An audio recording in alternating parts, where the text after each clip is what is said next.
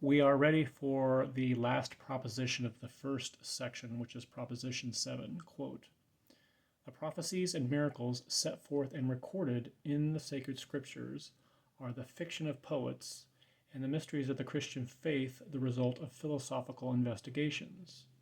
In the books of the Old and the New Testament, there are contained mythical inventions, and Jesus Christ is himself a myth. End quote.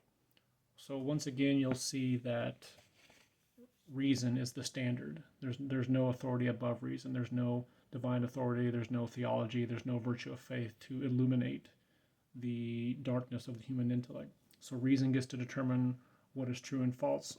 So there's a lot there. You may have to go back and rewatch it to hear everything. I'm just going to focus on one part, which is the miracles, because that seems to be something today that a lot of people either question or outright reject. Were the miracles recorded in the scriptures literal historical events? Yes, but the critics of this time try to say otherwise because of their emphasis on human reason and their radical skepticism. They wanted to say that the miraculous events that are in scripture, they're not literal historical events, but rather it's just poetic reflections to try to make an impression on eager listeners that these aren't literal historical events. We know that they were literal historical events because the Catholic Church tells us so, that Christ really did rise from the dead. The parting of the Red Sea literally did happen, and the global flood really did happen because they were directly caused by God. They were a miracle.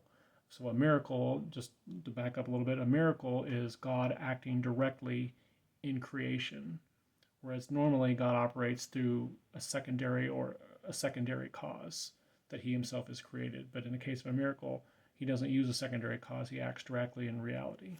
So in the next video, we will start the next section, and that'll be proposition number 8.